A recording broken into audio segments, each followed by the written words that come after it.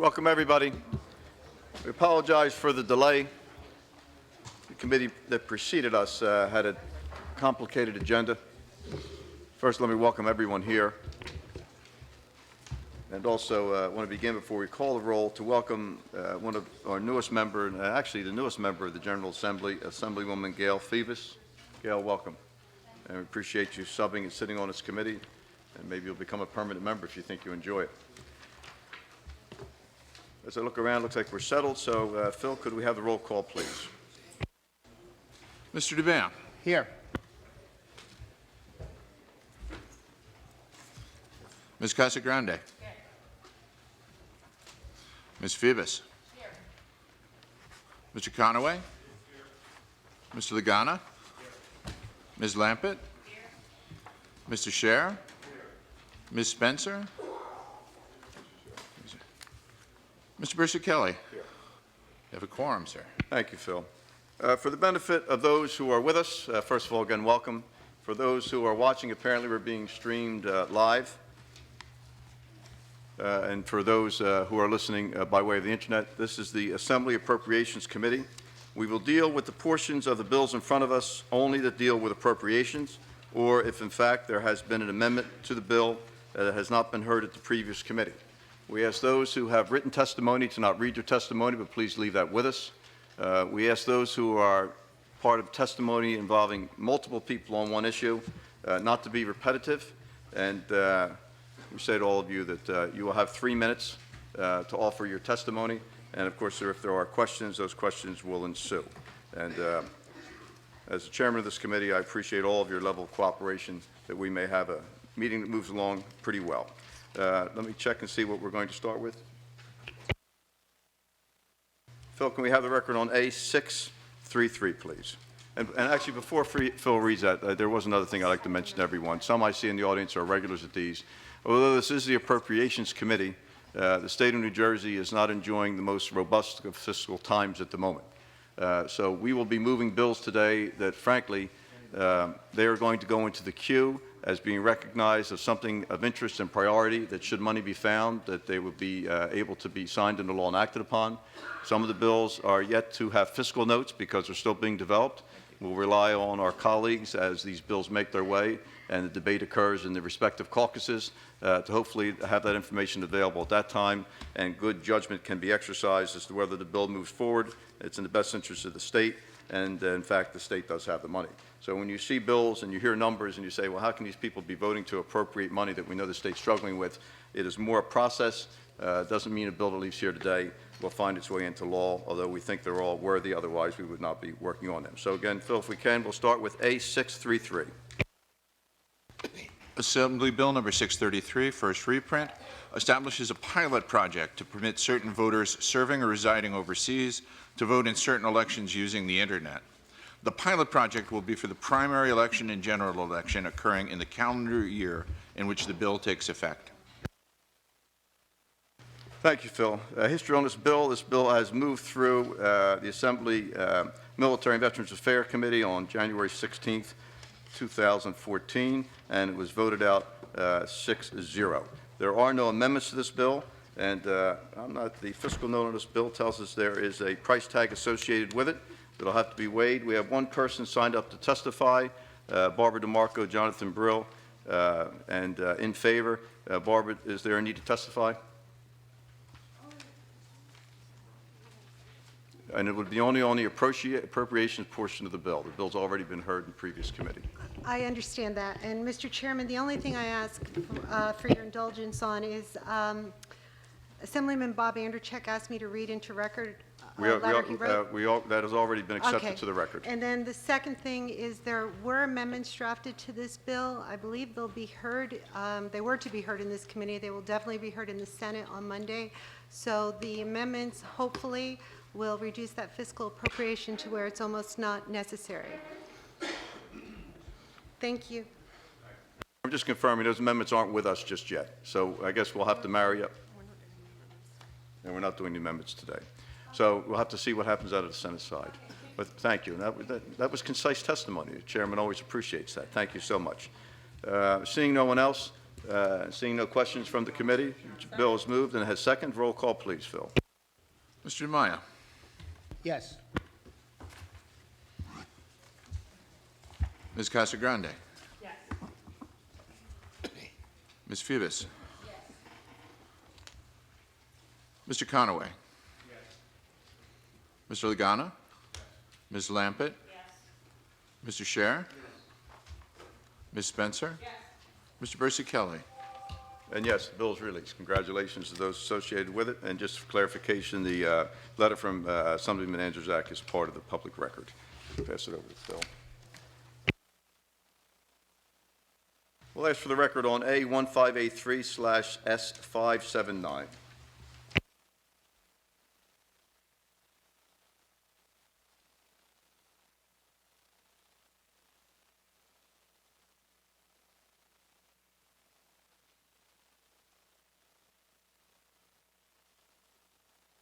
Assembly Bill number 1583 and Senate Bill 579 authorize a county utilities authority, municipality, or municipal utilities authority that holds a combined sewer systems general permit or any other permit required pursuant to the Water Pollution Control Act to regulate combined sewer overflows, to establish, provide, and maintain a stormwater utility for the purpose of creating a stormwater management system to manage stormwater runoff.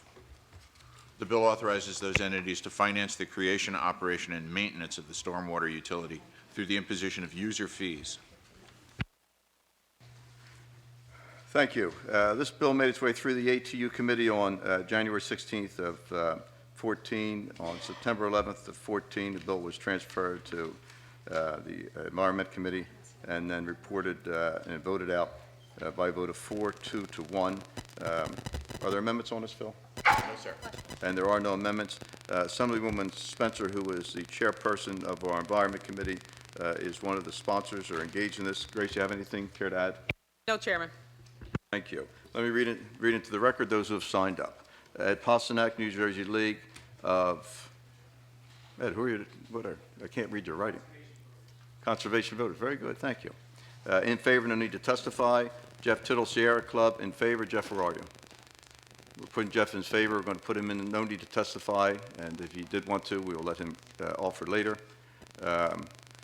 We have Michael Eagleton, New Jersey State Chamber of Commerce, opposed. No need to testify. Thank you, Michael. John Moran, New Jersey League of Municipalities, in favor. No need to testify. And Sarah Blum, Mike Eagleton, and Tony Russo, New Jersey Business Industry State Chamber, and CIANJ. I see people making their way, so I'm certain you have something very important for this committee to hear. And remember, there are no amendments, and this discussion will be limited to the fiscal note related to the state budget, not for potential members. Thank Sarah, you, Mr. please. Chairman. And you have 3 minutes. Sarah Bloom, New Jersey Business and Industry Association. And related to the state budget, I'm sure that you're aware that the Department of Environmental Protection already collects stormwater permit fees on this, which many New Jersey businesses pay, and that this bill is effectively a double tax on rain for our businesses. And that we are sure that you would not want to allow that, as many of our businesses are already compensating the state for this through the state budget and the DEP. And in short, companies with stormwater permits are already taking steps to accomplish the goal of this bill, and it is unnecessary. We are already paying fees for this process, and the Business and Industry Association urges you to oppose this. Yeah, thank you, Mr. Chairman. Tony Russo with the Commerce and Industry Association. We are the smaller version of New Jersey Business and Industry. We have about 900 members based in Paramus, offices here in Trenton. And I just want to echo Sarah's comments. We just think that this bill is going to add cost onto business eventually. And when you read through the bill, it's not really quite clear what the benefit is to the businesses that are going to be impacted. So we respectfully oppose it. Thank you to both of you. Thank you for testifying. Chairman Scher. Thank you, Mr. Chairman. I wonder if you both could enlighten us. You had stated that fees are already being collected. Are those fees being directed to a specific utilization? Are they going into the general fund per se? The fees are being collected through the DEP stormwater permit process, and I believe, as is with most fees, they go to the general fund and then are redirected back to the departments. So have the fees that have been collected been redirected back in terms of helping to solve this issue? Well, I think that the sponsors are trying to address non-point source pollution and stormwater issues, and so we already have companies which have to get stormwater permits, and that deals with the runoff of water. And so we have companies in the state who are paying for state fees, and this bill would allow municipalities and counties to also set up fees for the same water that's running off. And so in effect, you are being taxed twice. And so we already have within the Department of Environmental Protection quite a robust permitting process in place. And so we're not sure how taxing again is necessarily going to get at any other conclusion than what companies are already doing and already are regulated for by the state. And if I could just jump in, Assemblyman, with the combined sewer overflows, it's really the local authorities that issue the permits, and the businesses that have those permits already pay a fee to the local sewage authority. So with this, it's just going to be an added fee, but not quite clear, what the fee is going to be used for. And to Sarah's point, in addition to the local treatment works permit or the sewer authority permit, they get a state permit as well. And it's the GIPD's permit called a significant indirect user type of permit, or SIU permit. Thank you, Mr. Chairman. Thank you, and thank you to both of you, too. Seeing no one else, we have no one else scheduled to testify. We'll have a motion to release. Motion second, and motion to second. A roll call, please. This is to release both bills? A single motion on the two bills which are identical. That's correct. That's how the motion reads. Thank you. Mr. DeMaio. No. Ms. Casagrande. It's difficult to see how a double tax on rain will help the economy of this state, so I'm a no. Ms. Phoebus. No.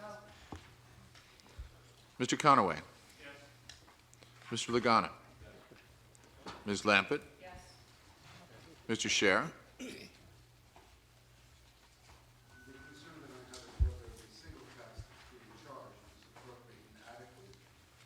The needs of the various agencies, both state and local, to meet the concern. That being the case, I'll vote in favor of the bill. Ms. Spencer. Yes. Mr. Berzer-Kelly. Yes to release. We'll now have the record on A1347 and S264.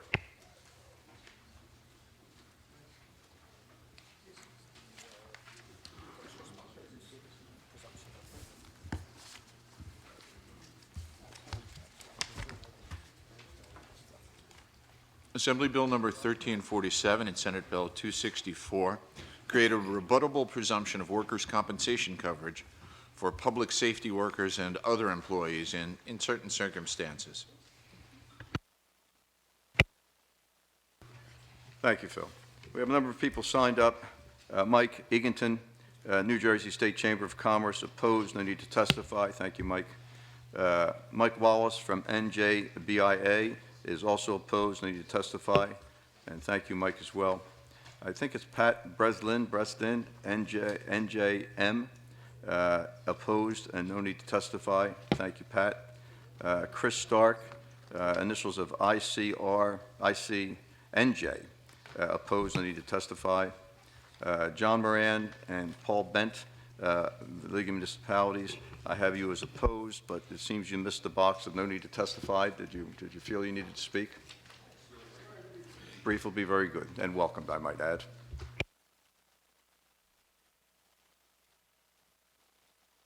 And welcome, gentlemen, to 3 minutes. Thanks again, Mr. Chairman and members of the committee.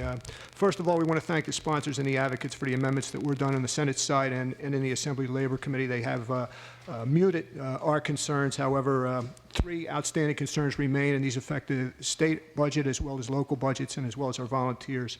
In increasing order of importance, the first is the record-keeping requirements in Section 6, which would apply to our volunteer organizations as well as to state and local professional departments and agencies. That's a cost that's unaccounted for. Number two is the shift from a preponderance of evidence to a clear and convincing proof to rebut the presumption of compensability. There's no clear definition in the Act, so it will need to be worked out in costly litigation, and that's a cost to both the state and local government. And third is the use of the workers' comp system to address the specified injuries, illnesses, and disabilities.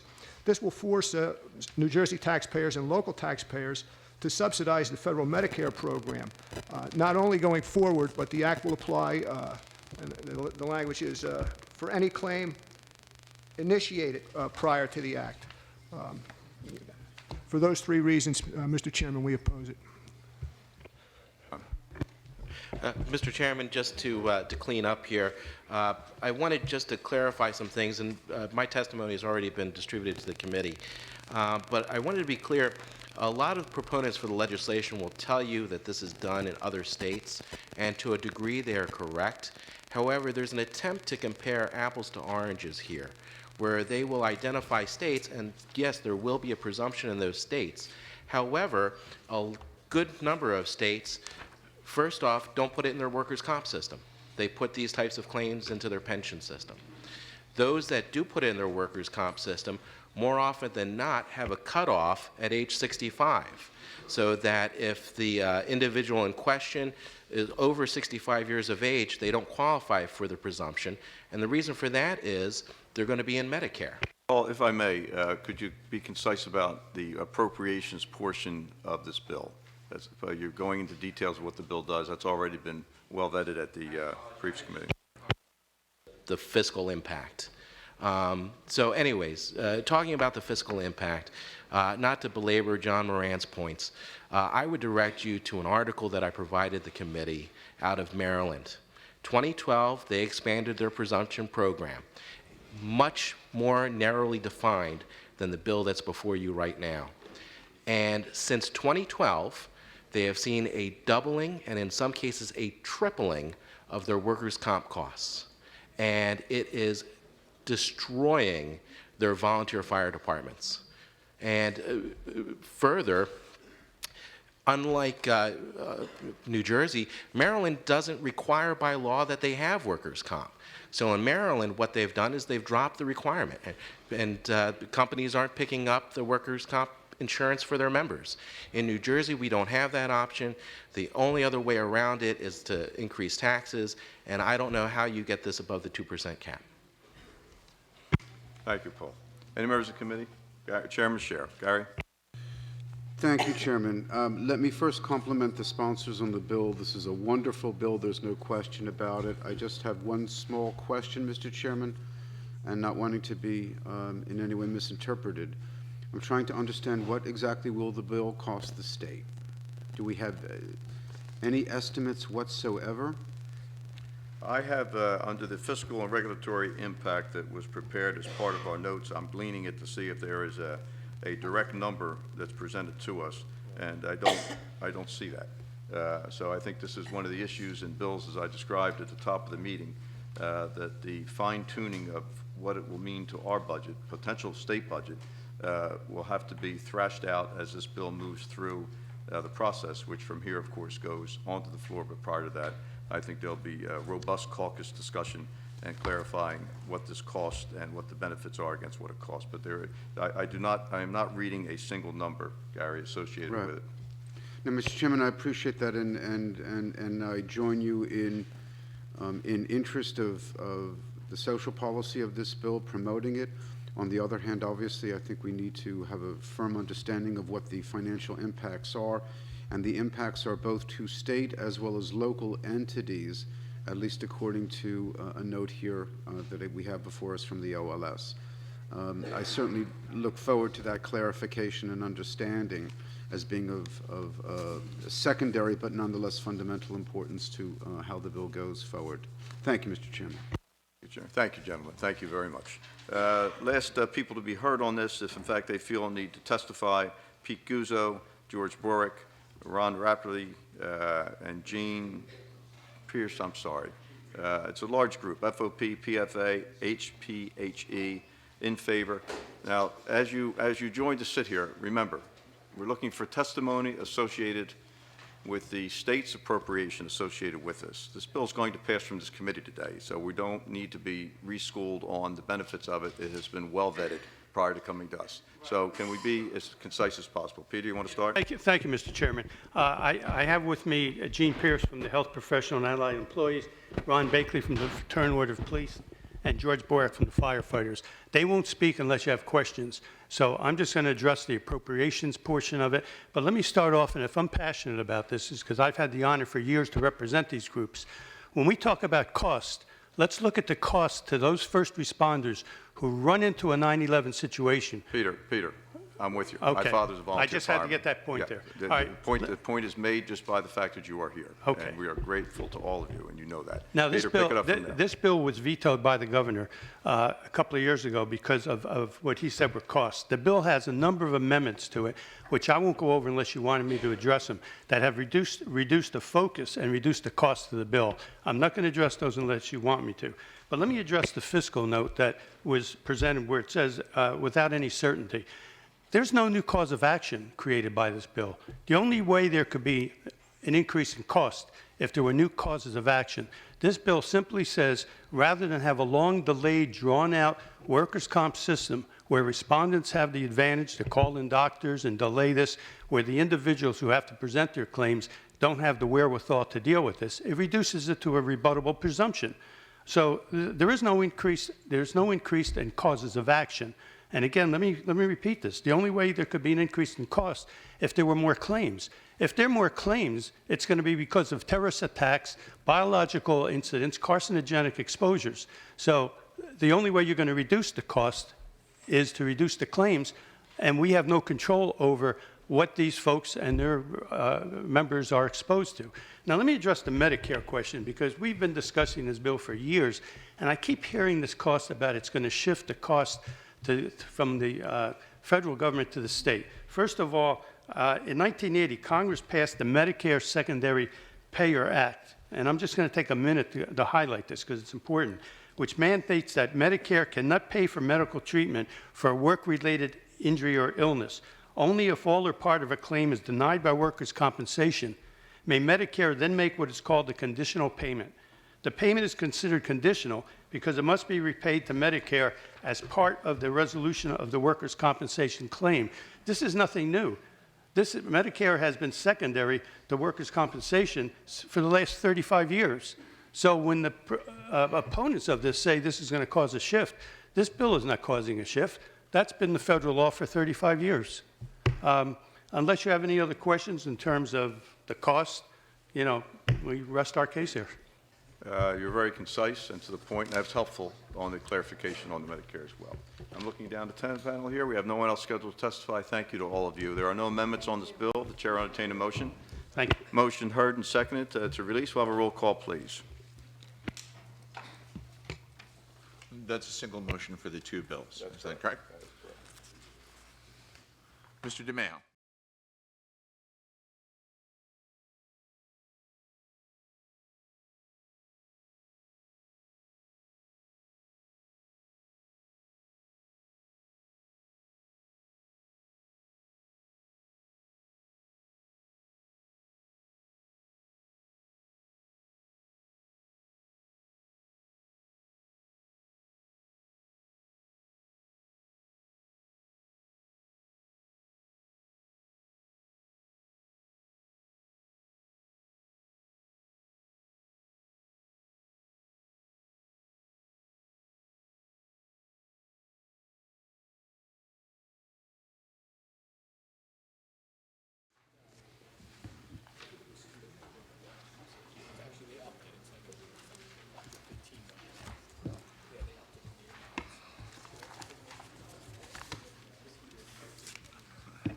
Assembly Bill number 4703, for which we have committee amendments, increases the overall cap on tax credits that the Economic Development Authority may award under the Economic Redevelopment and Growth Grant Program to developers of qualified residential projects and mixed-use parking projects.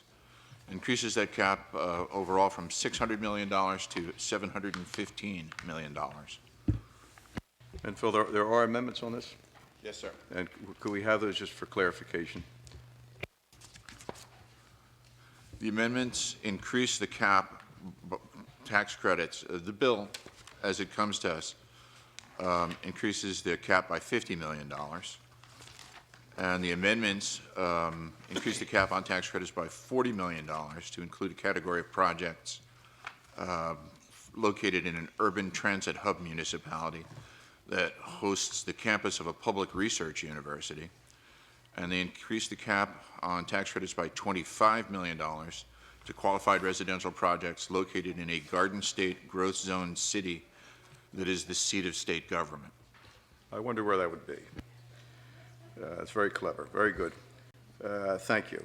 And this bill also sponsored by the chairwoman of the Environment Committee, Chairwoman Spencer. Grace, you care to add anything to the description? No, I don't. I believe there are individuals here that will provide some testimony with regards to the bill. Thank you, Grace. We do have two people who signed up to be part of the public record. Eugene, I'm sorry, I'm having trouble pronouncing your last name, and Mo Vaughn, Omni America, in favor, no need to testify. We thank them.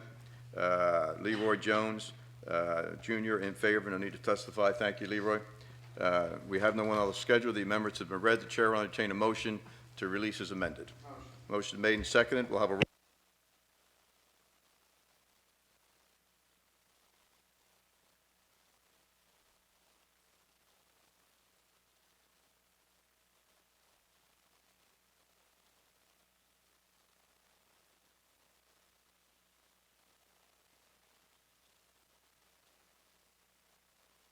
Mr. DeMaio?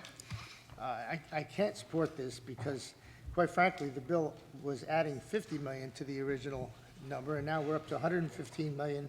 And again, we have so many other parts of the budget that we're not meeting our responsibilities on, namely the pension fund and the transportation trust fund. I just can't support this bill. I'm a no. Ms. Casagrande? I echo the sentiments of Assemblyman DeMaio, no.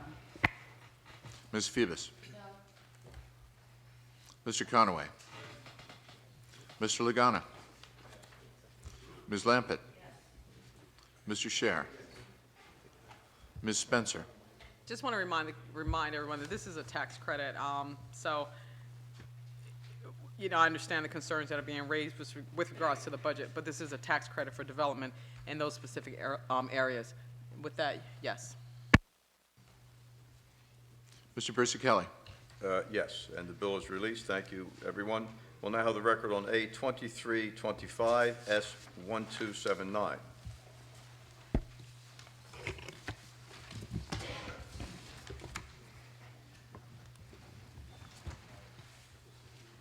Assembly Bill 2325 and Senate Bill 1279 make a fiscal year 2016 supplemental grants and aid appropriation of $10 million to the Department of Community Affairs for the Lead Hazard Control Assistance Fund. Again, very worthy. You've heard the price tag on this particular one. I don't know that we have $10 million in a drawer somewhere, but it's certainly going to go on the list.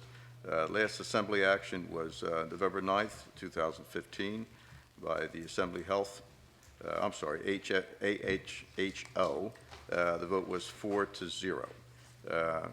We have a few people signed up for the record. Jeff Tittle, Sierra Club, is in favor and no need to testify.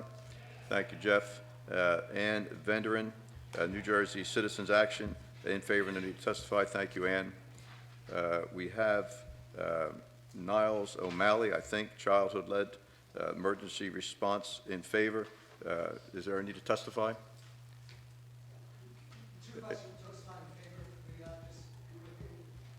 Please. Arnold, sit down. I'll read your name too. Arnold, for the Housing Community Development. I ask both of you to, if you would, we want to be focused on the appropriation for it. So it's $10 million. Clearly that money is going to have to be found somewhere, but certainly the intent is laudable for the program. You want to pick it up, Arnold, from there? Sure. I'm going to be brief, and I'll turn over to Miles. Lead continues to be a problem. Over 3,000 children with high levels of toxic lead discovered this year alone. There's over $50 million that have gone into the lead hazardous control program that has been used to backfill the budget. What this bill is asking for is that $10 million of that be used for a very critical purpose. Well spoken. Thank you. Niles? Miles O'Malley with Childhood Lead Poisoning Emergency Response. The expropriation of monies to the Lead Hazard Control Assistance Fund has been devastating in our state and city and parental response to childhood lead poisoning. In 2010, there was a major revision to the law, state law, that governs how we will respond to lead-poisoned children. There was good and there was bad to it. One of the really good things was that there was money set aside to assure that upon childhood lead poisoning diagnosis, when a child was diagnosed with lead poisoning, that the appropriate response to that poisoning would be immediate relocation of the child. This is very, very important, and it is grounded in epidemiological data that goes back many, many years now. Well, where was that money going to come from? In the commentary on it, it was clear there was only one place where that money would come from, and that would be the Lead Hazard Control Assistance Trust Fund. In 2012, as you know, our governor expropriated the monies from that fund, leaving about $187,000 in the fund to facilitate its ongoing upkeep. And each year subsequent to that, he has again expropriated the monies in order to balance the budget, a worthy cause, no doubt. Unfortunately, lead-poisoned children have been left in the lurch. Our local health departments, under that law that was revised, had a legal obligation to relocate the child, and if the owner of the property could not do that, then the local health authority had to take over and relocate the child. I challenge you to find any municipality that has relocated any child at its own municipal expense. The problem goes far beyond that. It's just not a matter of responding to children who have already become lead poisoned. That's terribly tragic. Miles, can I ask you please focus on the appropriation side? I am. I'd like you to wrap up. And one more thing that needs to be said, and that is when the monies were taken away, our New Jersey Department of Health and Senior Services had no monies to engage in the kind of research that would tell us exactly what is going on with childhood lead poisoning in the state. We have to have this money back. And may I ask, well, thank you first Yes. of all, and for clarification, where does this money generate from? This money does not come out of your pocket or my pocket unless you are a multifamily property owner. And then those individual units that still have lead-based paint in them, they will be apprised a certain fee.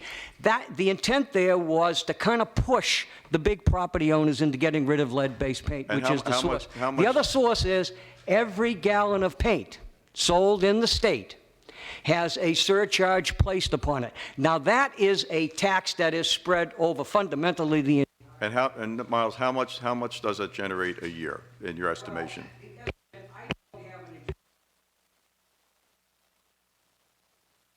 The number that we used a year ago was that the amounts of money that we have documented as having been expropriated has hit $50 million. The question is not what has left because that's left. I'm curious as to what is coming, so just as we think this through, how realistic is $10 million? I was going to say, the estimates that we've seen was between $7 and $14 million a year, to answer the question. Gentlemen, thank you very much. Thank you. Thank you. We have no one else scheduled to testify. Motion to release.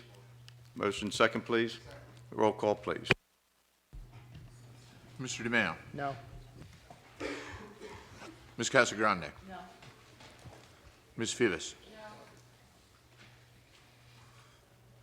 No. Mr. Conaway. These changes to the child's brain are permanent. You can't make it up. And these monies that have been taken from this fund are really consigning children and the adults they become to less attainment of skills than they otherwise might. It is a tragedy and it's preventable. Something has to be done about this, yes. Mr. Lagana. Ms. Lampert. We're asking for $10 million to be appropriated. However, I just want to remind everybody that if the money that had been set aside, was going to the appropriate causes, as Dr. Conaway just spoke about, we wouldn't be here today asking for additional funding. I vote yes. Mr. Scher. This is not an issue about quality of life. It's an issue literally of life itself. I vote yes. Ms. Spencer.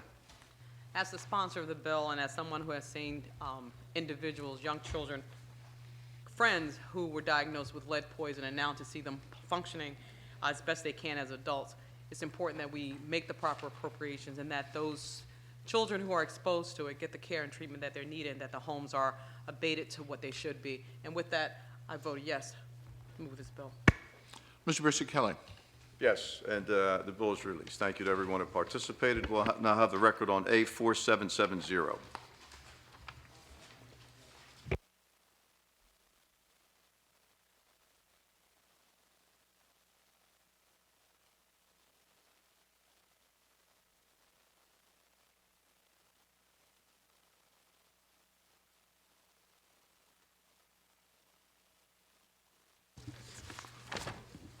Assembly Bill number 4770 provides the victim of certain unlawful discrimination or unlawful retaliation with a gross income tax exclusion for attorneys' fees and costs received in connection with claims or actions for that discrimination or retaliation.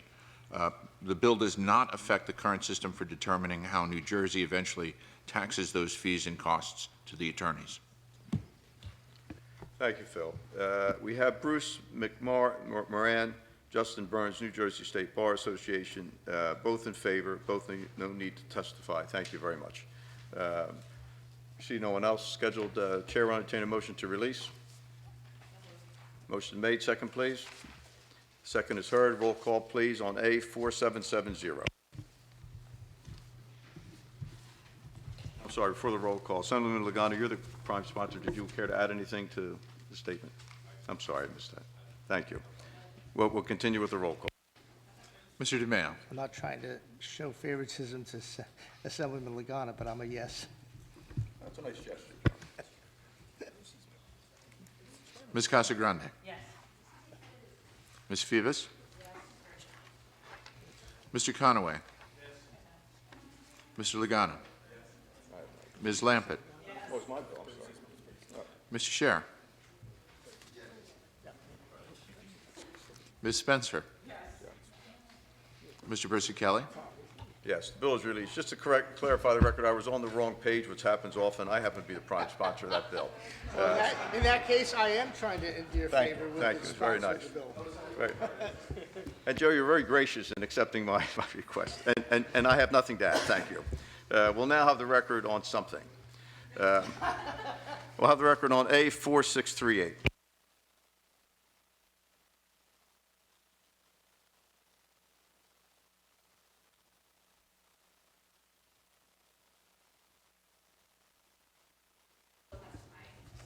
I'm sorry, who are you? Yes, but I haven't called anything yet. We're waiting for the record on it. Oh, I'm sorry. Thank you. Bear with me. No, bear with us here. Bear with us. We're working through it. All right. We are now adjusting. We are now calling A4576. We'll get there, folks. We have a substitute for Assembly Bill 4576, and the substitute requires the state and counties to contract with the lowest bidder for intrastate telephone service contracts for inmates in state and county correctional facilities.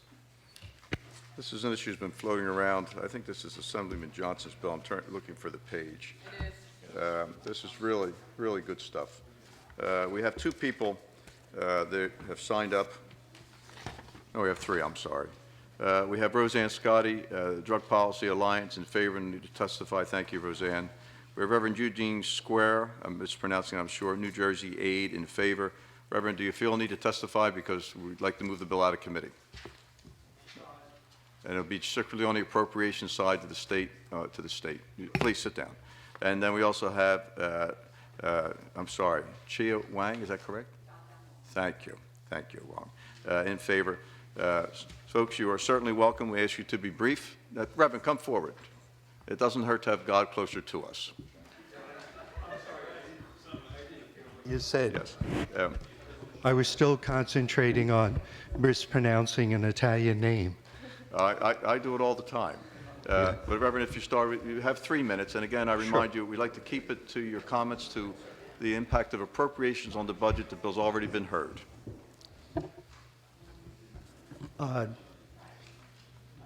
Yeah, I'm sorry. My understanding was this was the first committee hearing. Well, bear with me, because you may be correct. You very well may be correct. So that being said, why don't you give us a general overview? Sure. You Thank have you. 3 minutes. I'm restarting your clock since you had a false start.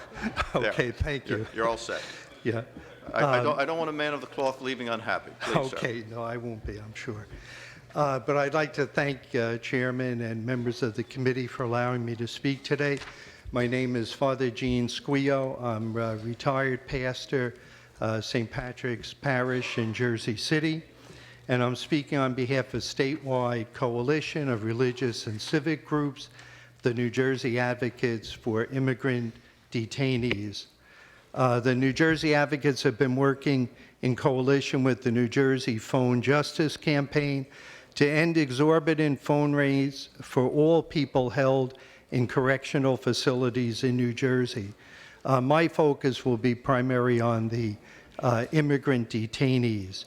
On any day, there are approximately 2,100 immigrant detainees held in 5 facilities in New Jersey under a contract with the Department of Homeland Security with ICE.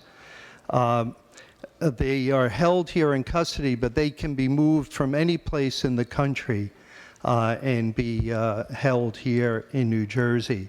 As a result, there's a particular need for reasonable phone rates, especially because of the abuse of interstate and international rates that are charged.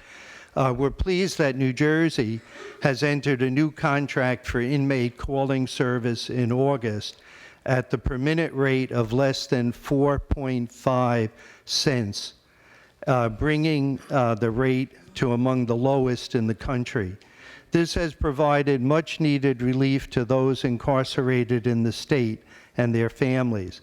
The state also voluntarily eliminated a 41% commission that was also charged in February 2014. However, counties in New Jersey are allowed to attach themselves to the state contract or independently contract for jail phone services.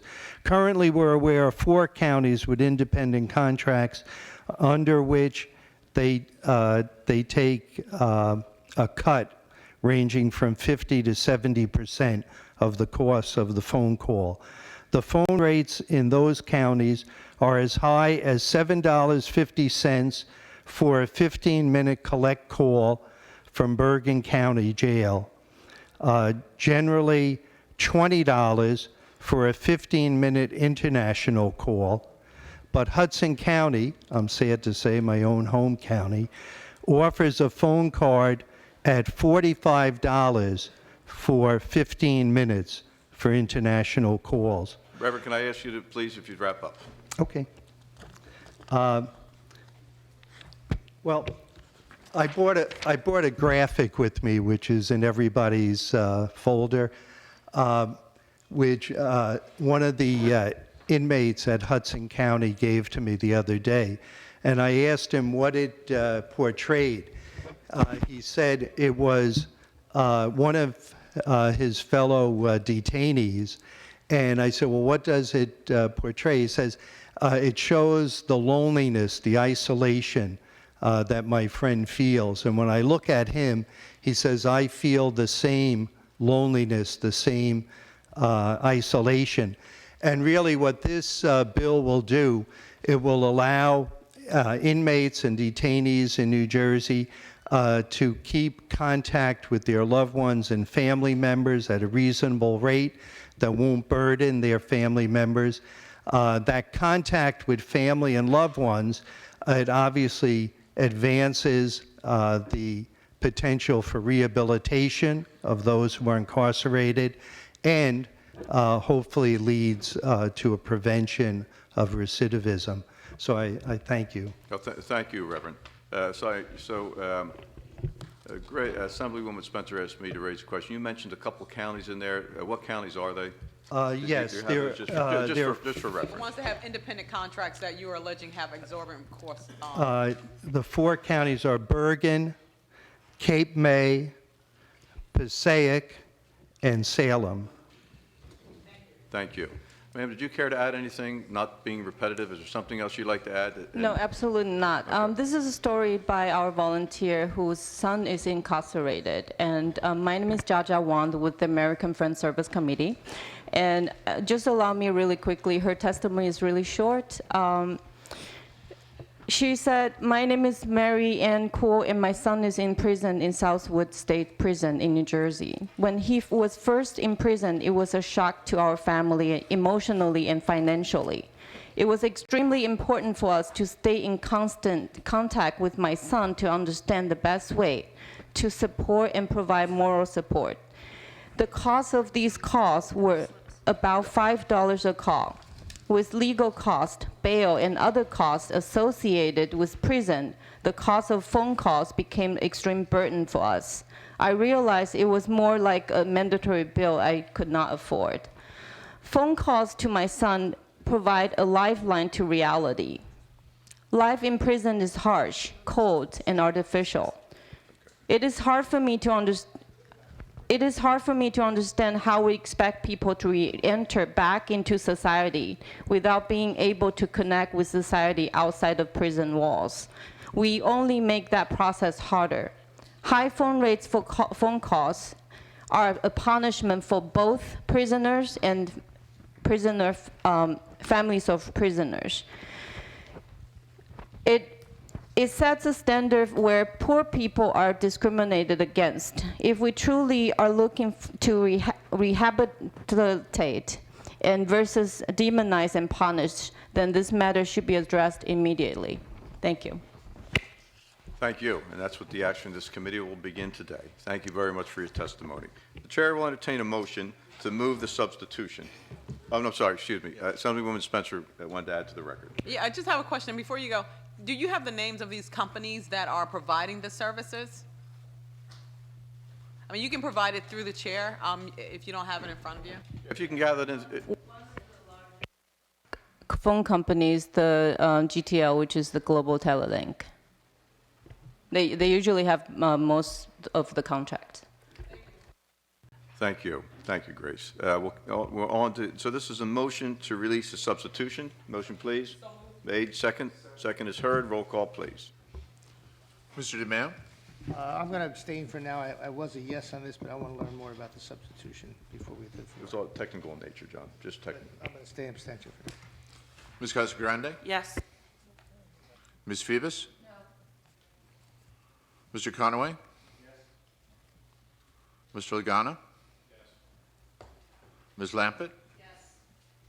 Mr. Scher? Yes. Ms. Spencer? Yes. Mr. Bersi-Kelly? Yes, the bill's released. Thank you very much for participating. We'll now have the record on A4638.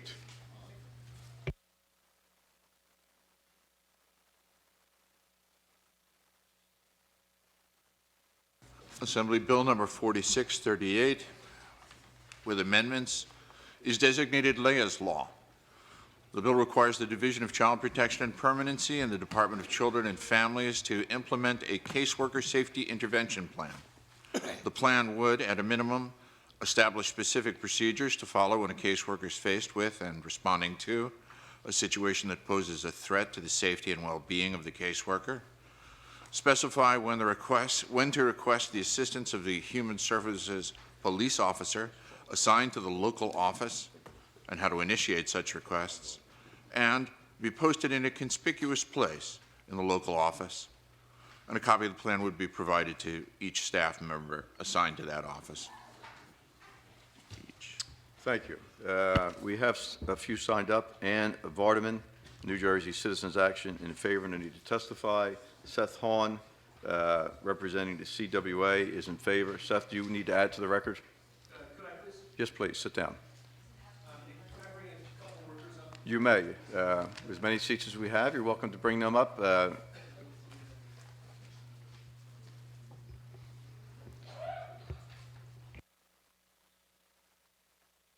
While Seth is doing that, let me mention that this bill is prime sponsor is Veneri Huddle.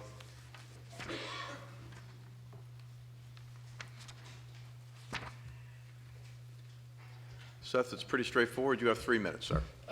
Okay, so I'll be very brief. And thank you, Mr. Chairman. I'd like to thank Assemblywoman Huddle for her leadership on this bill and Assemblyman Singleton for co-sponsoring the bill. We ask that all of you co-sponsor this bill. I'll be very brief and just say that we have long been proponents of child welfare reform, and the very first thing that happened in child welfare reform was we tried to make the workers safe. And that meant that there were human services police officers in every building. A year ago in November, citing budget cuts, on a Friday, they took the human services officers out of the buildings and placed them in Seth, I'm going to ask you to focus on the appropriations portion. The bill's already moved appropriations out of portion. committee at 5-0. There is a favorability to this. This is a formality at the appropriations level. Can you help us and maybe offer commentary of how this affects the state budget, the department budget? That would be helpful. Okay. Well, I would say that certainly it is possible that this affects the state budget. I will say that I don't know how much it will be. I will say that the workers here came in today and there were 3 troopers there with metal detectors, and they can't understand why we can't afford that to keep them safe, why we can't afford to do a safety check in places where people are calling in bomb threats every day. So if I could just hand it, Leah Coleman is here. Yep. She is and let me offer this. We do not have a fiscal note, but frankly, this is an issue where whatever it's going to cost, the money's got to be found. This is a serious, important issue.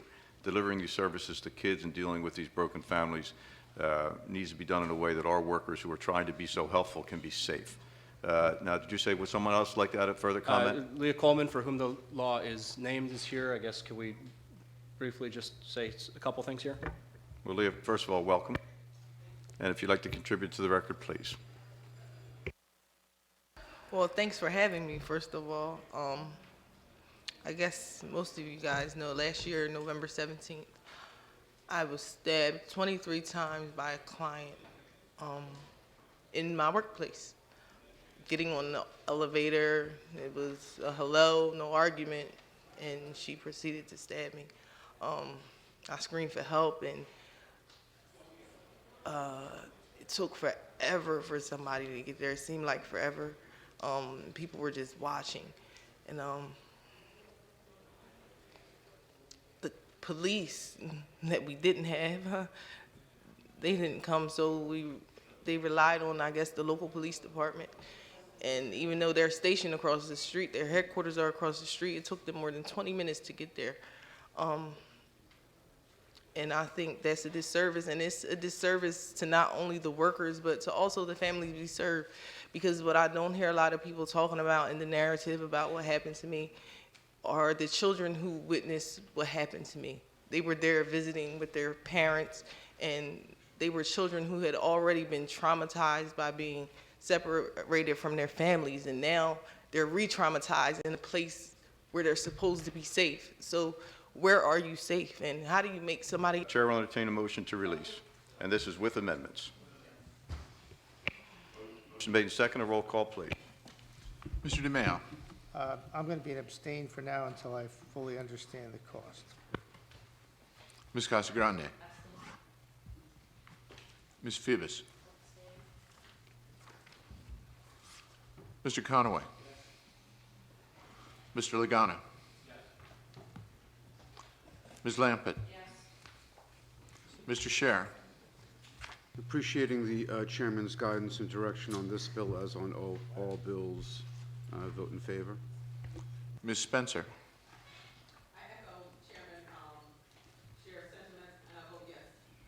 I echo Chairman Scher's sentiments, and I vote yes. Thank Mr. you, Bursa Chair. Kelly? Yes, the bill's released. Thank you, folks.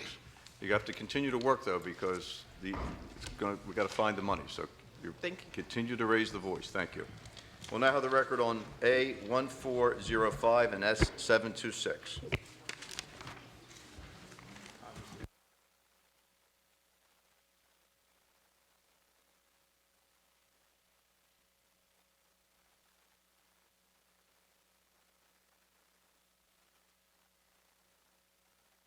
We're just making notice for the record that S76 was added with the speaker's direction. So we're hearing A1405 and S726. We're hearing a substitute, actually, for 1405 and 726 with amendments, so that as completed, these bills will require the New Jersey Economic Development Authority to establish an innovation zone program within the authority to consist of 3 innovation zones, which with each zone surrounding a research university or college or research hospital or some combination of those, located in Greater Camden, Greater New Brunswick, and Greater Newark, as those areas are further defined in the bill. Thank you. The prime sponsor is Assemblywoman Lampert, who's with us. And Pam, may I encourage you to say something? Thank you. What a change of pace. First, wow. So, so any opportunity to. Pam, would you like to take a moment and collect yourself? Are you okay? I am perfectly fine. I might be blushing a little bit, but I'm perfectly fine, thank you. Any opportunity to combine education, research, and jobs, that's what we're here to be focused on, and this bill does just that. I'm very pleased to be able to say that NJBIA and I are on the same page, Michael. I'm very pleased to be able to say that as well, and I hope that everybody finds this favorable. Thank you, Assemblywoman. Very inspirational. This is a substitution. We have people signed in. Lisa Moreno, South Jersey Tech Park and Rowan University. Hello, Lisa, and welcome. Taylor Seville, New Jersey Business and Industry. Tyler, rather, in favor, no need to testify. Thank you, Tyler. And Elaine Mulcahy Kennedy, Rowan University, no need to testify, has submitted a written testimony and is in favor. And all those who are testifying as in favor or opposed, and also check the box, no need to testify, go on the chairman's list of friends. That's the list of those we have. That completes the record. The chair will entertain a motion to release a substitute. Motion made. Second. Roll call, please. That's a single motion for the bill to be substituted and for the Senate bill as amended. We are moving with expedited motions. Yes. Yes, sir. Mr. DeMaio. I'm a yes. Ms. Casagrande. Yes. Ms. Phoebus. Before I cast my vote, Mr. Chairman, I would just like to make a brief statement. Thank you for posting S726 and A1405 today. I'm inclined to support this legislation as trying to mirror North Carolina's research triangle. It's a good public policy and good for New Jersey. I do have ideas to make this bill better. With this being close to the end of the legislative session, probably instead of amending this bill, we should probably do a second bill on this topic next session. In my district, Newton and Andover Township is home to Thor Labs, which designs and manufactures products in the areas of breath analysis, technology, fiber optics, lasers, optical instrumentation, optomechanics, photonics, and vibrational insulation. Siemens, located in Mount Olive, provides comprehensive industrial leading services for those seeking to reduce their energy compensation and improve the performance of their buildings. I am sure every legislator can probably look at their districts and realize that there are numerous advanced technology industries in their backyards. As much as it's important for the 3 zones in the bill to be able to grow and attract new capital, it's also equally important to assist these research businesses that are already here in New Jersey. For the companies already here, we should expand these innovation zones to include the current locations of these businesses, as well as the entire towns where they are located, not only to keep these businesses at their current locations and for them to grow, but also to grow the support businesses they need.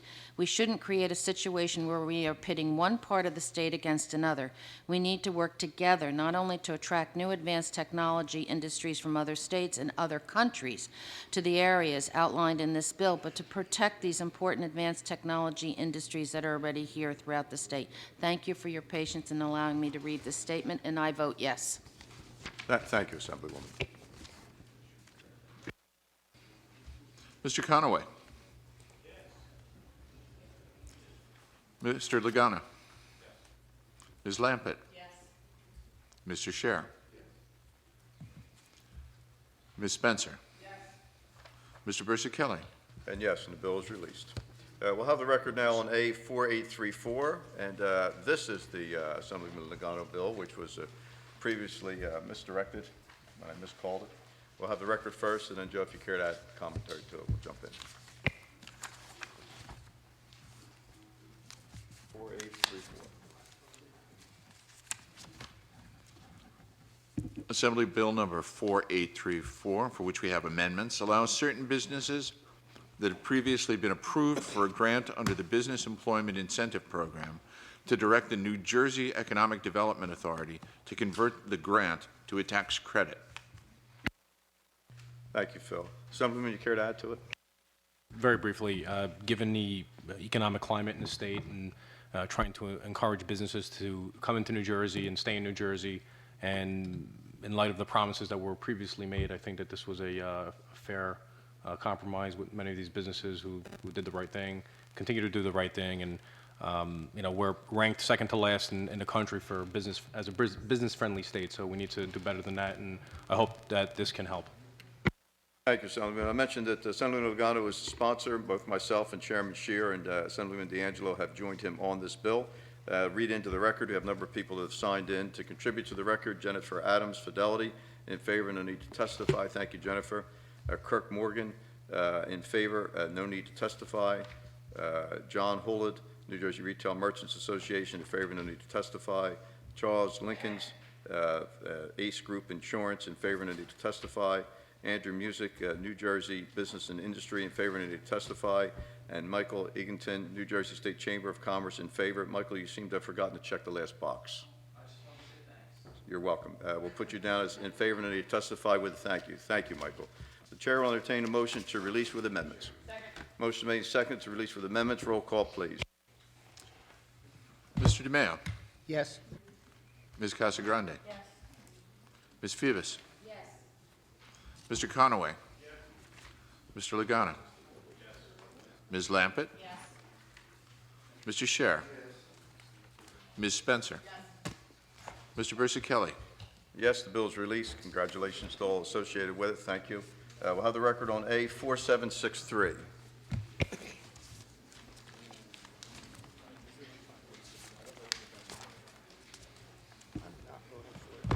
Assembly Bill Number 4763, with amendments, makes various changes to the state's electronic waste recycling laws.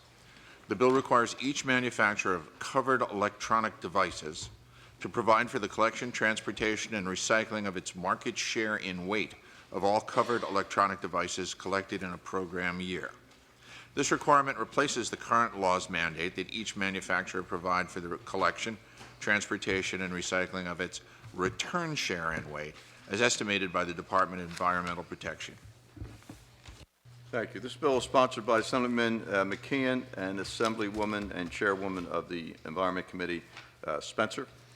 This bill has been previously heard. There have been some amendments. Let me read into the record those that have signed up to testify. Sani Sankara and Fainal Ser. I'm so sorry I'm mispronouncing the names. And they are in favor. No need to testify. Dan Napoleon, Association New Jersey Household Waste and Hazardous Waste, I don't have the last word, I'm sorry. In favor, no need to testify. They're the important blocks. This name I cannot read, A-N-Y-R. I'm not going to mispronounce it, or maybe that's the organization. In favor, no need to testify. Deborah Peace, ANJR, Burlington County resident.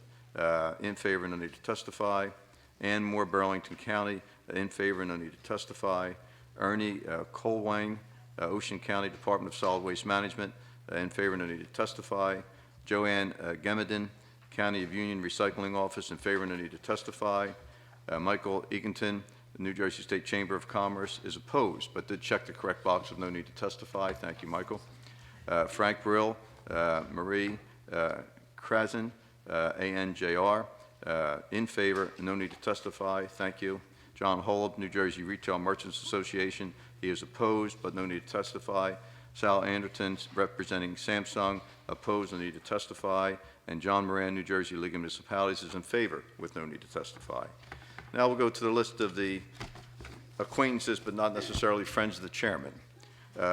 Alan Weston and Monica Gismondi, New Jersey Association of Counties, in favor. Is Monica here? Hello, Monica. In favor. Do you feel need to testify? Brief is what we'd like to hear. That way we get to vote on the bill. Who would like to go? Thank you, Mr. Chairman. Alan Weston, Legislative Director, New Jersey Association of Counties. I just wanted to, we've submitted written testimony, but we just want to touch briefly on the amendments before you. It's the first time that public comment has been available on them. We'd like to commend the Vice Chairwoman and the Chairwoman of the Environmental Committee, Assemblywoman Spencer, and Senator Smith for coming up with these amendments, which we believe represent a significant concession and therefore a fair compromise with the manufacturer. As this bill was working its way through, it was brought to our attention that the number one issue with the bill as it previously read was that it allowed DEP to unilaterally add devices to the list of covered electronics without going through the legislative process. That provision has been removed by these amendments. Additionally, there was a provision in the original bill that would have allowed for DEP to recoup costs essentially for the remediation of illegal dumping on public lands of e-waste that has also been removed by these amendments. That provision, I believe, would have been unique to New Jersey and above and beyond anything that's done anywhere else in the country. So those are significant concessions that have been made in an attempt for a fair compromise. So we're interested to see where the opposition is going to take their argument with this bill, but I believe it will be based upon a fiscal opinion, and that is that this bill has been portrayed as a new mandate on New Jersey businesses, and we would respectfully disagree with that. The existing e-waste law, as you know, has always intended for the manufacturers to provide for a free and convenient program for the New Jersey's residents. Unfortunately, the program has not been free, and we have towns and we have counties that are spending taxpayer dollars on subsidizing this program. Therefore, we do not look at the bill as a new mandate, but rather as a rectification of existing flaws in the program, which allow for manufacturers to pass on some of their originally intended obligations to the public sector. So with that, we thank you for posting the bill, Mr. Chairman. We're available to answer any questions. Thank you. Monica, care to add anything? Just one thing, Monica Gismondi with the Gloucester County Recycling Office. I wanted to thank everyone for allowing me a minute to speak. I have previously submitted a letter of support, which I believe all of you have, so I will not reiterate everything in that letter. I just do want to have one additional thing I'd like to add. If this bill is not passed, most, if not all, municipal and county recycling, electronic recycling programs will probably cease to exist come January 1st of 2016. Unfortunately, for the main reason is the towns and the counties just simply do not have any funding to pay for these free and convenient programs. We were sold these programs would be free and convenient, and as you heard from Mr. Weston, they're obviously not free, and they are most definitely not convenient for our residents. So thank you. Thank you very much. Thank you to both of you. Thank you. Assemblywoman, well, let's start with Grace first, and Garrett, sorry. Assemblyman Scher has a question. Thank you for both of the witnesses, Chairman, with your kind permission. To Mr. Weston, you shared with us what two of the amendments do. Are there any other amendments that you can share with us? And to your colleague from the great county of Gloucester, funds are being collected now, right? Funds are being collected now. Perhaps not enough that's required to do what it needs to do, but funds are being collected now. Where are those funds currently going? No, sir, actually, no funds are being collected. We do not charge, we are not permitted, by the way the law is stated, we are not permitted to charge the resident to bring their recyclable, their materials into our complex, to any of the drop-off centers.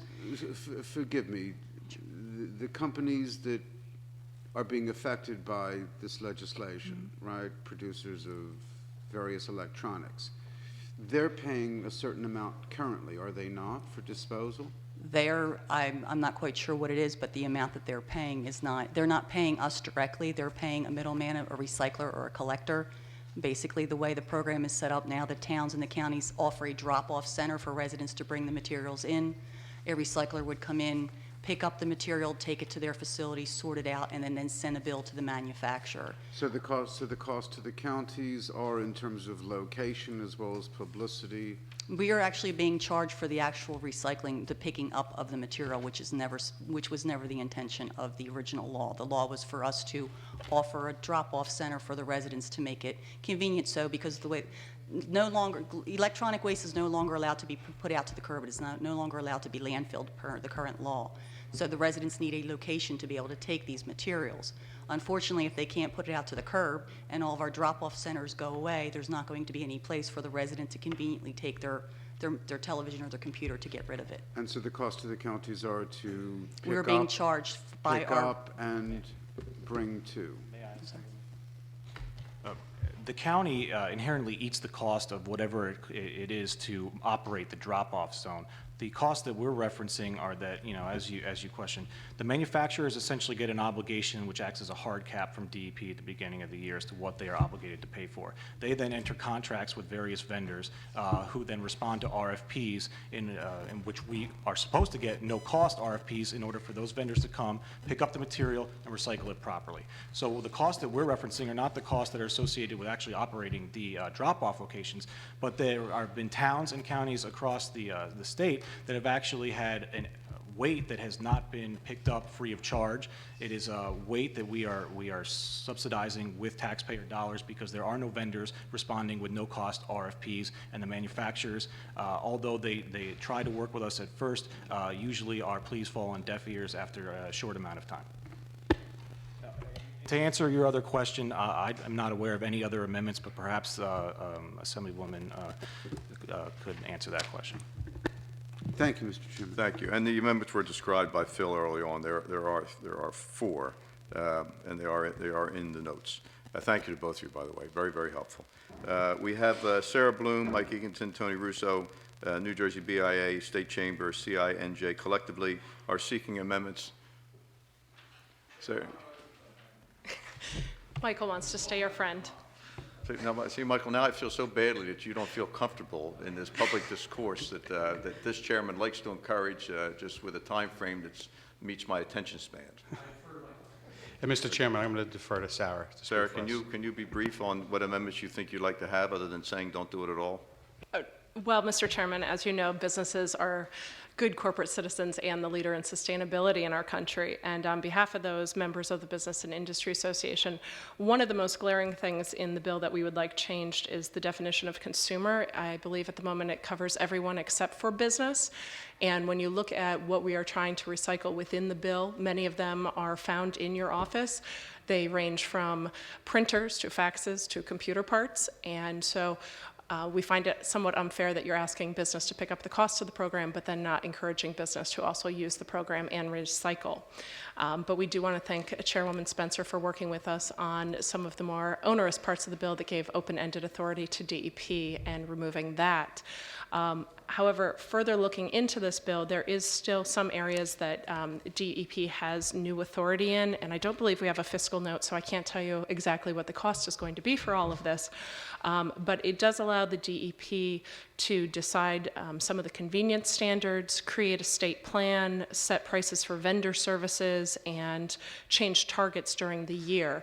And we aren't sure if that's going to require new staffing or not. And looking again at compliance costs for the businesses that are going to be paying for the program, looking at being able to close up some of that because we do hear from our members that this could potentially double compliance costs. We do appreciate all the amendments that have been made to the bill bill, and it is making it a better bill. But as I said, we would like to include business in the definition of consumers so that everyone can recycle and make our state better, and then, again, looking at limiting some of the DEP's authority there.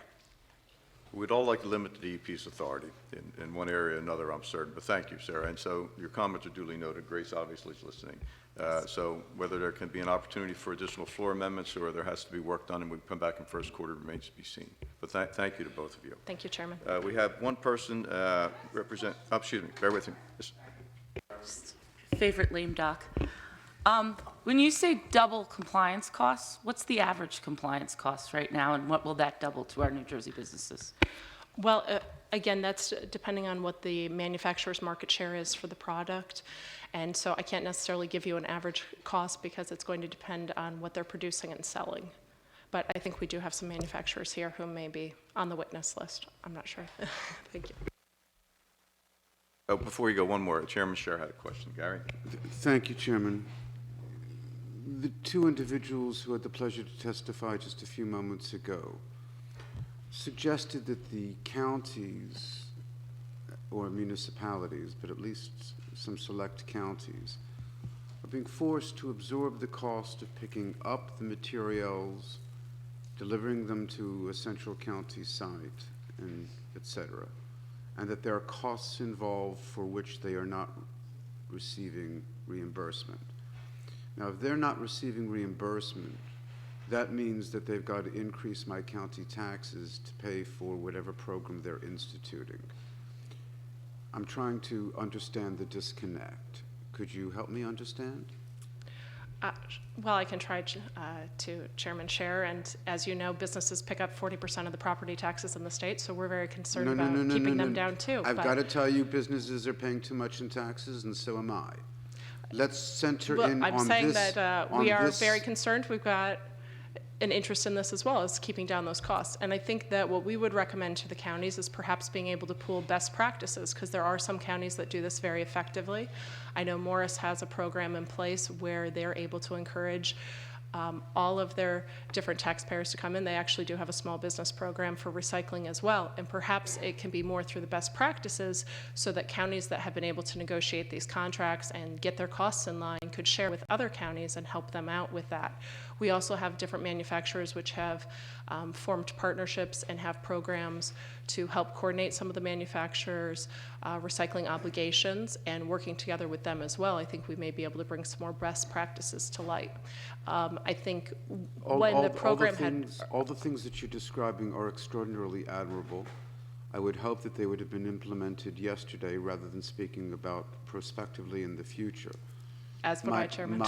My concern is, of course, is that tomorrow, the county in which I have the pleasure to live is going to be picking up electronics. How are they paying for that?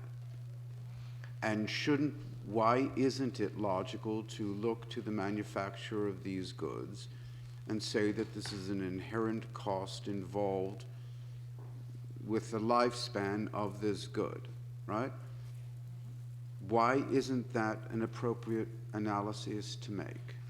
Well, I think we've already looked at that through this law, and when it was originally set up in 2007, we were starting to see the changeover. I think a specific example would be TVs. And you know, my grandmother used to have the big box TV that sat on her floor, and then we bought her a flat screen. And so how do you recycle some of that? And nowadays, most people have flat screen TVs. Since 2007, we've had manufacturers paying into a fund and helping cover their cost of the market share for this. And I think that now, as we're going forward and we're having a change in different electronics and people's uses, we can be employing some of these best practices. But we have had manufacturers step up to the plate and be responsible citizens and actually set up consortiums and be able to also look at how can they help consumers more. We've had retailers who have voluntary drop-off sites. It's not just your county. I think that if you go to some of your big box stores and you purchase a new item, you can also drop off your old item free of charge, or if they deliver to your home, they'll take it in many instances as well. So there's different options for consumers. I applaud everything that is being done, and I say that sincerely and without any second thought. And some of those initiatives are wonderful, but forgive me, my county is picking up tomorrow afternoon figuratively, electronics from my home and from my neighbor's home, I still don't understand where the funds are coming from to reimburse the county for those costs. And the answer is the only place that I can hear, despite all efforts at good practices, which one hopes would only continue and expand, despite initiatives in some counties in terms of best practices that one would hope would only grow and expand, that nonetheless, for some counties, and my county in particular, those charges have not been obviated. That being the case, I as a consumer, I as a taxpayer, I as a resident am being asked to pay for it. I don't think that's appropriate. I'm not so sure about this bill. I've got severe questions about this bill, I really do. But I will tell you that I think that everything that you're saying is wonderful if you told me yesterday. But today, the problem has not been relieved, right? And so government is doing what it usually does, and that is where vacuums exist, it's filling those vacuums. I don't like that. But I don't see business having taken the initiative that I would have hoped that they would have on this issue. Thank you. Thank you, Mr. Chairman. Gary, thank you, Chairman, as well, and thank you to both of you. We have representing the Consumer Technology Association, Walter Alcon, I believe. Is that correct, Walter? Please come forward opposed. You have two people joining you. You're welcome to come up as well. We have Caitlin Sanchez, David Thompson. Do I have that correct? We have you as opposed. We are running late in the day. We'd ask you to please be concise and not be repetitive to what was just said in front of you, if you may. So, sir, you're first. Thank you very much, Mr. Chairman. I'm Walter Alcorn with the Consumer Technology Association. Actually, I do have some numbers and questions that were asked just now. And with me are David Thompson from Panasonic Corporation, based in Newark, and Caitlin Sanchez from Vizio Corporation. So, and we also have Representative Samsung in the room. And by the way, all very fine products, and have a number of them in my home as well. So I'd like you to keep your comments, if you can, somewhat limited to the 4 amendments that are new to this committee, and then anything you can add to the appropriation side would be helpful to us, please. Sure. Let me first address a couple of appropriations issues. First of all, this bill would require DEP to probably about double the amount that they spend to oversee, and in this case, they would actually be operating part of this program as part of the state plan. So be going from roughly $250,000 to roughly $500,000 a year that they would be spending. Secondly, the estimate that manufacturers would have their costs double is accurate. In New Jersey specifically, that means of the 4,000 roughly jobs that New Jersey manufacturers who are subject to this law currently provide to New Jersey residents, we're looking at probably another $4 or $5 million a year that would have to be incurred by these companies. How that translates into those jobs, my best guess is somewhere around 80. I threw that in my testimony. That may be off by somewhat, but it's close. The other thing that I have to point out, if New Jersey does this, there are other states where there's similar market dynamics to what's happening here in New Jersey that would love to basically push more of this onto manufacturers. Basically, this bill is structured so that recyclers that frankly can't compete in the marketplace are required to, well, basically they're getting extra subsidies from the manufacturers. And this is unfortunately the result of changes in the market. The cathode ray tube market in particular, recycling market for those old tubes is terrible. And so that's put pressure on everybody in the system, and it's caused the competition in the industry to really expand and grow. And what you're seeing here is a lot of counties and local governments that frankly have been told by their longtime vendors that they're going to shut down. Well, the reality is this year, manufacturers have to recycle 55 million pounds of electronics from New Jersey consumers. Next year, manufacturers will have to recycle 55 million pounds of electronics from consumers. There's no change in that. It's who's doing the work. And this bill basically is an attempt to try to shift that away from the most competitive recyclers to ones that are favored by a handful of counties. That's the way I see it. Thank you.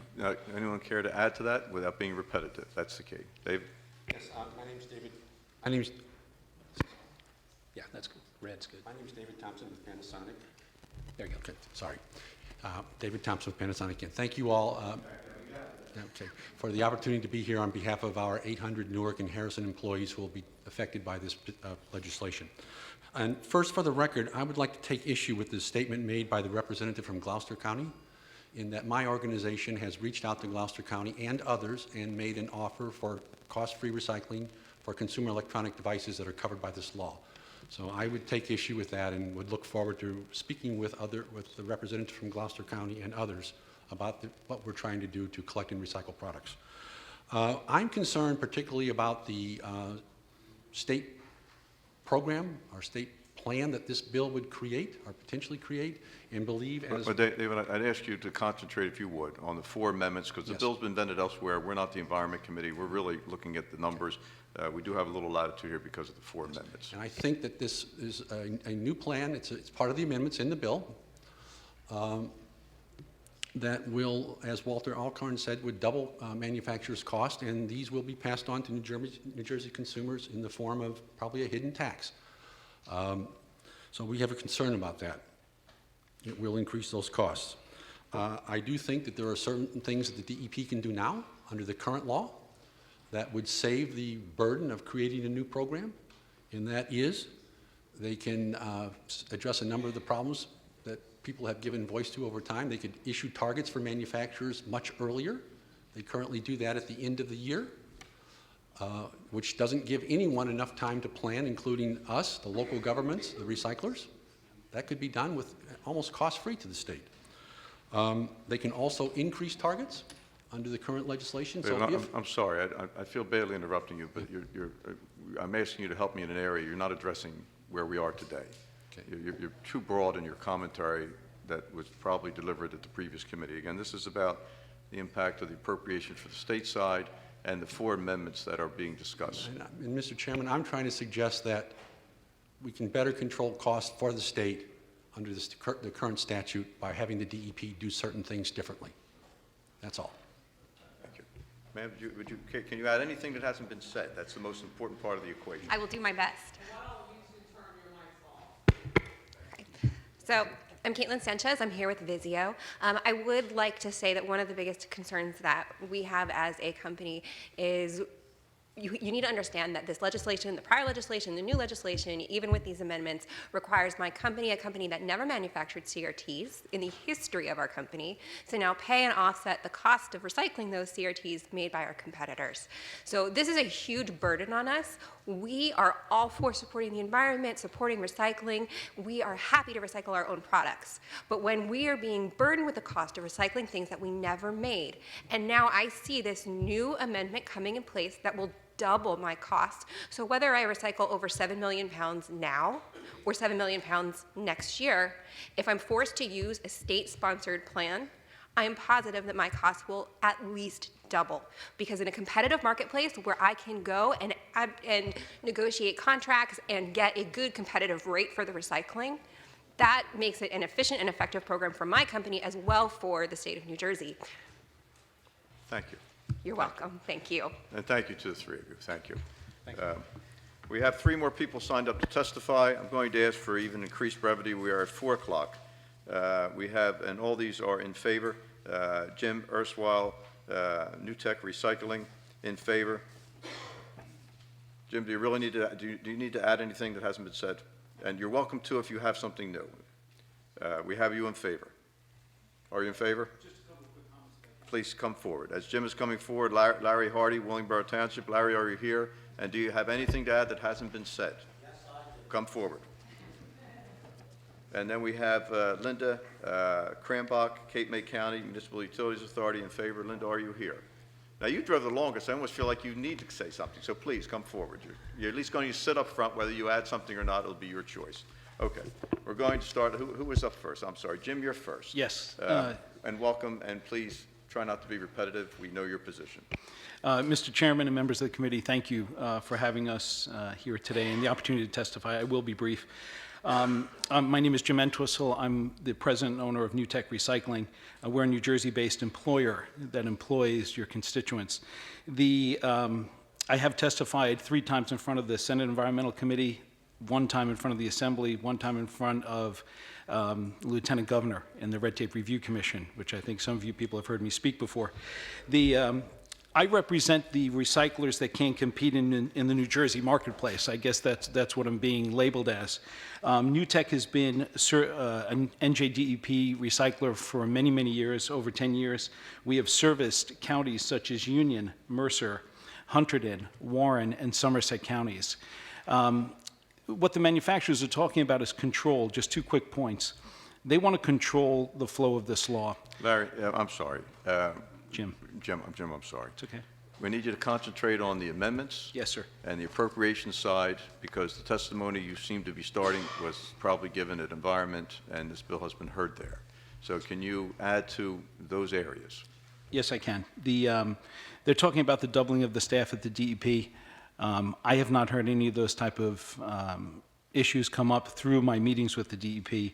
In addition to that, they're talking about, that was brought up by the people from Vizio in relation to their costs as well. That is not correct. So I can just say that, New Tech is here to support the municipalities within the state. We need this amendment. We need this amendment to continue to operate the way we operate. We appreciate the consideration. I'll leave it at that. And thank you. Now, Larry, you popped up with great enthusiasm, so I'm anxious to hear what you have different than has been said by in front of you, please. I'm going to give you the viewpoint from a municipality. I'm going to ask you to give me the viewpoint of I'm the going to give it to appropriations and you the in money. amendments, I'm please. going to give it to you in money. We pay a county tax, we have a township tax. Our residents pay for curbside pickup. They're 70% senior citizen. So they pay for curbside pickup, they pay their county tax. We also have to pay over $30,000 a year to get rid of these. Our municipality cannot afford it, and we are not going to pick up after the first of the year because we cannot afford it. We're paying 3 times. So if somebody has to pay twice, we're paying 3.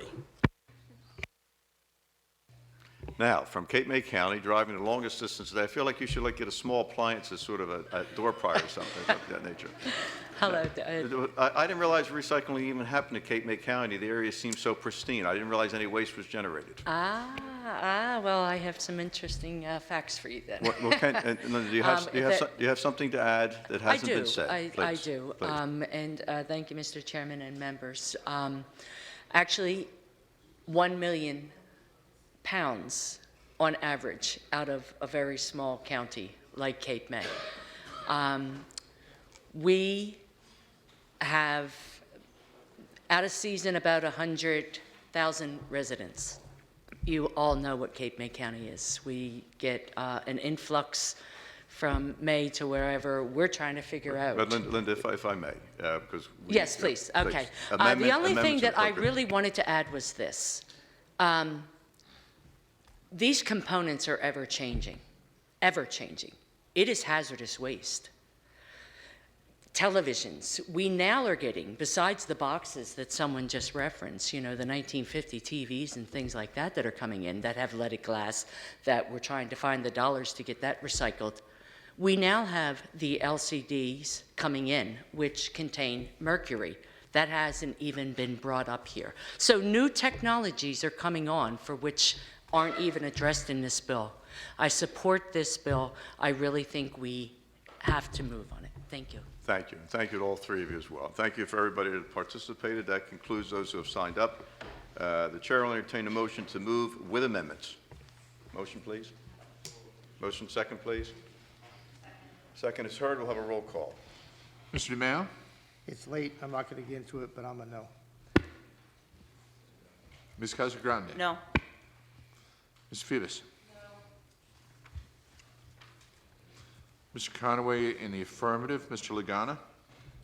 For the purposes of moving this bill, I vote yes. However, I do have some significant concerns about this bill.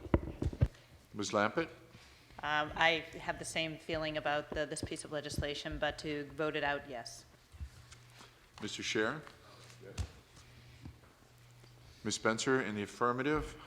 Mr. Bersi-Kelly. And yes, the bill is released. Thank you for all that participated. We'll now have the record on A4345. This is with amendments.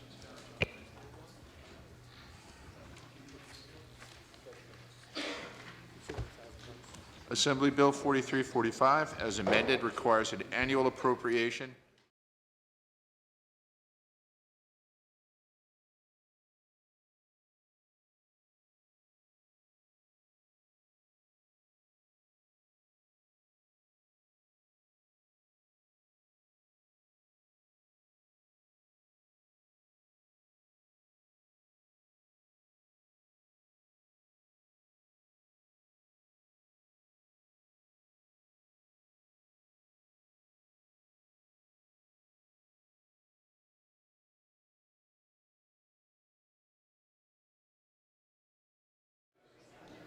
Ms. Lampert? Mr. Scher in the affirmative. Ms. Spencer in the affirmative. Mr. Bersi-Kelly. Yes, the bill is released. Thank you. We'll now have the record on the last bill of the day, A4575, with S3171, and this will be moved with amendments.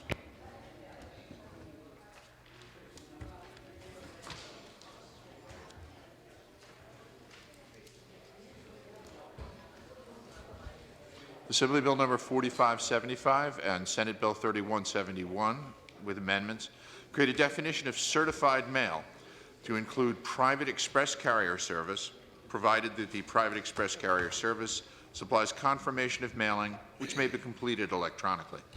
Thank you, Phil. We have no one signed up to testify. The chair will entertain a motion to release. How do we release this, Phil? With amendments.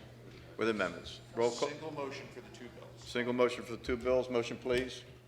Second, please. Second heard. Roll call, please. Mr. DeMaio. Yes. Ms. Casagrande. Yes. Ms. Phoebus. Yes.